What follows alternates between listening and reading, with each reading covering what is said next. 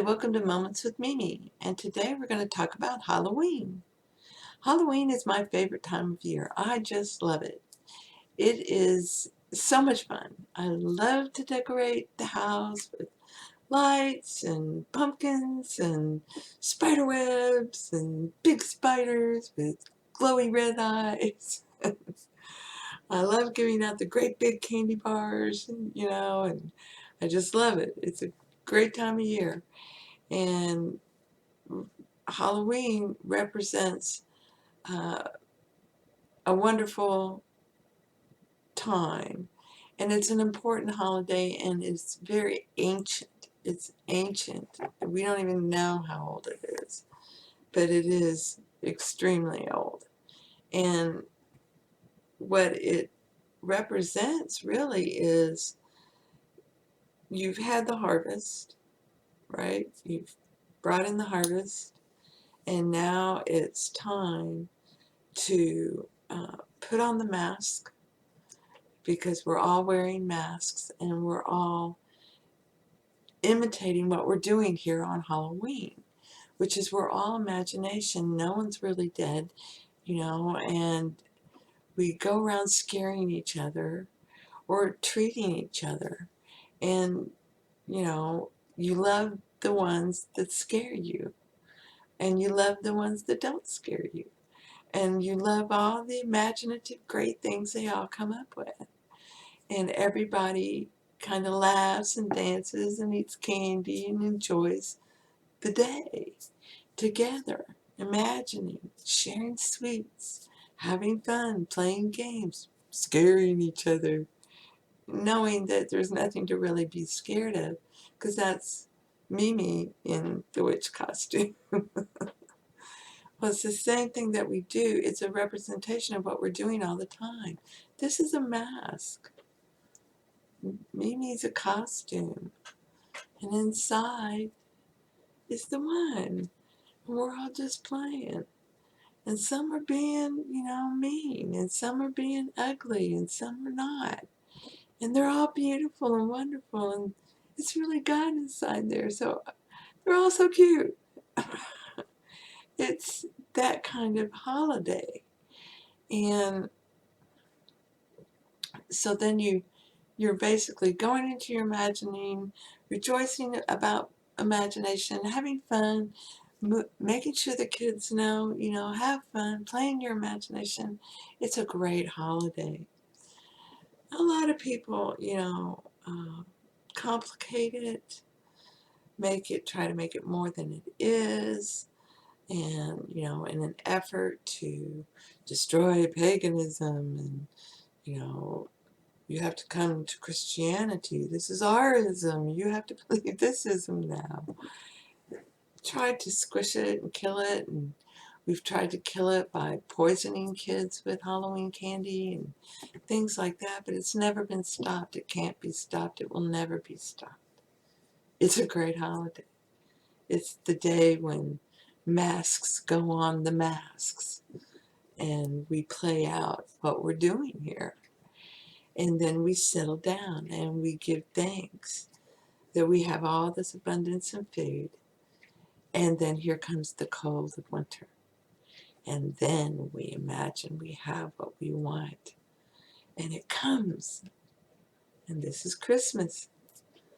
And people think we trying to kill the real message with Santa Claus. Santa Claus is imagination. It's no different. All the stories are the same, told differently. So Halloween is a wonderful, wonderful holiday.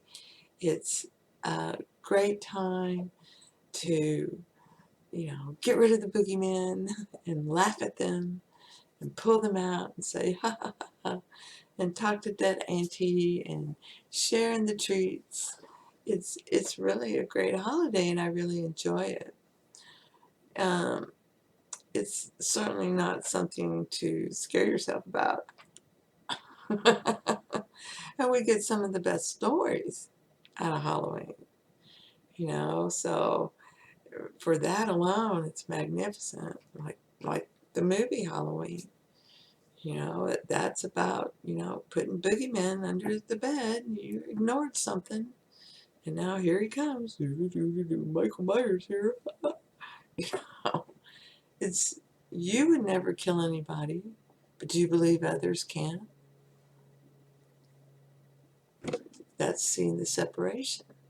If we're all one being, you're not going to kill anybody. It's all you. Trickster. And that's a big part of Halloween, that trickster, recognizing the trickster and laughing at the trickster and saying, "Ooh, I love you, you silly trickster, you." And we come up on tricksters all the time, and there are times when, you believe somebody was one way, and then they do a 180 and start showing you that they are living in objective land. And and it bothers you because you thought they were helping you learn about subjective land. And this goes back to the gurus, and it's disappointing. I know. I've come across it a couple of times. Um, but it's just something, you just bless their hearts and say, I know you're better than that. And I know I'll see you when you are better than that. And I know it'll all work out. Maybe I'll never see them again in my life. I don't know. It's their role. God is in him playing this role in all of us. So I have no idea. I just know they're better than that. And when it comes to people in the news or, and you insist to yourself, no, I don't believe that. They're better than that. Then you'll see things happen that you might think are horrible, but it's to get them to change to be how you want them to be. And that's okay. You just keep loving it. If they have to go down into division, okay, but I don't believe you're like that. When you're done, come on by. We'll have a cup of coffee and tea. We're all playing the prodigal son. So it's, on the one side, you're the prodigal son, but on the other side, you're the father saying, I'm just waiting for my dead child to come back to life. Because you're a zombie. You're a zombie if you're living in an objective land.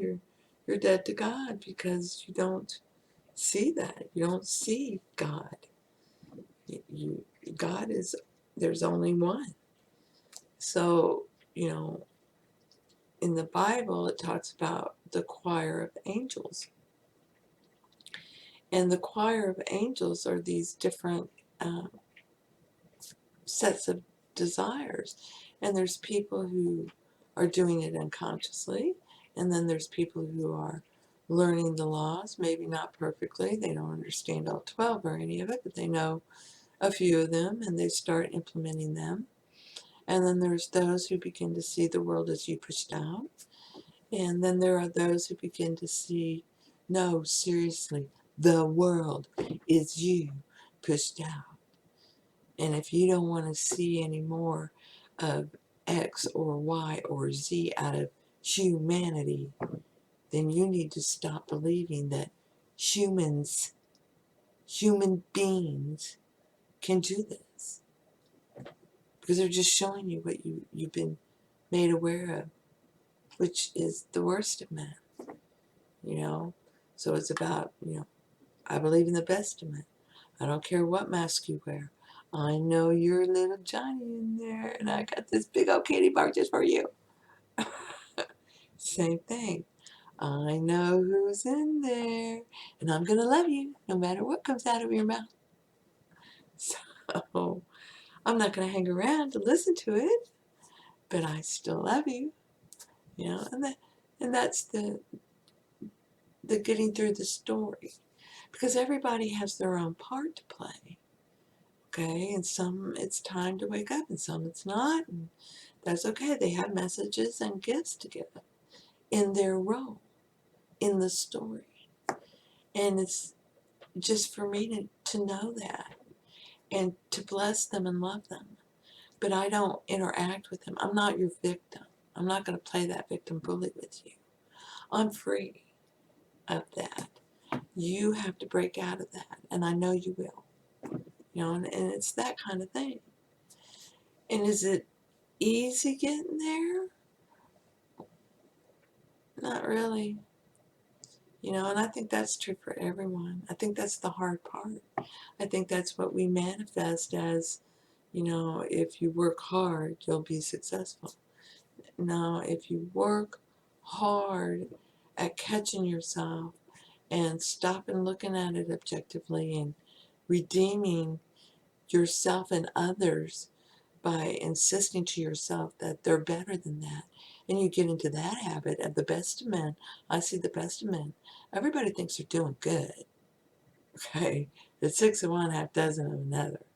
It's all good, and everybody is perfectly playing their role, and they're filling in the details of the one man, which is humanity.